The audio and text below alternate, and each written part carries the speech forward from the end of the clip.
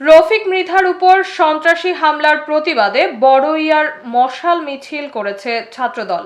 ঝালকাঠির রাজাপুর প্রতিনিধি মোহাম্মদ রিয়াজ মিয়ার রিপোর্টে বিস্তারিত। সাথে আছে আমি রাজিয়া সুলতান। আপনারা দেখছেন I1 টিভি।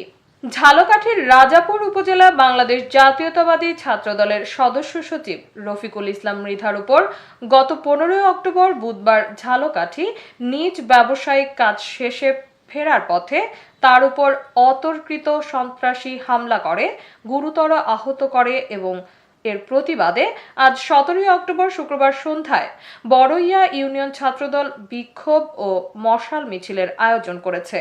মিছিল শেষে উপস্থিত নেতাকর্মীদের উদ্দেশ্যে সংক্ষিপ্ত বক্তব্য রাখেন রাজাপুর উপজেলা ছাত্রদলের ভারপ্রাপ্ত আহ্বায়ক মোহাম্মদ সাখাওয়াত হোসেন রাব্বি, যুগ্ম আহ্বায়ক মোহাম্মদ নাসিম সোহেল, বড়ইয়া ইউনিয়ন ছাত্রদলের সি সহ সভাপতি বায়েজিদ হোসেন।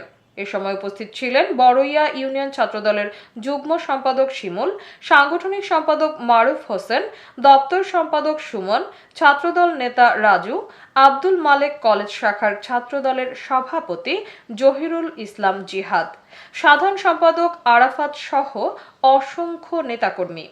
তারা বলেন, হামলাকারীদের দৃষ্টান্তমূলক শাস্তি দাবি জানাচ্ছি। হামলাকারী আজ রফিকুল ইসলাম মৃধার উপরে হামলা করেছে, কাল আমাদের উপর করবে।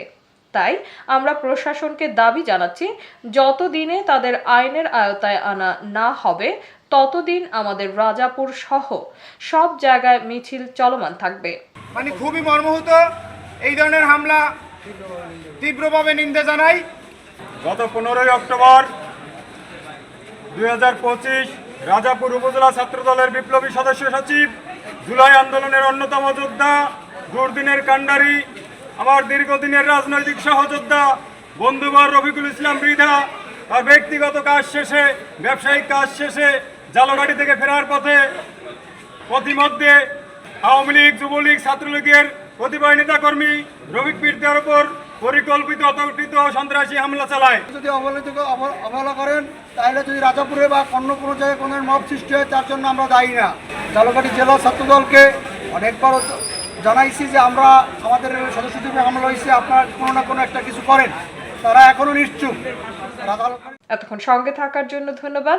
I1 টিভির নিয়মিত আপডেট পেতে ভিজিট করুন আমাদের ওয়েবসাইট, ফেসবুক, ইনস্টাগ্রাম ও ইউটিউব চ্যানেলে।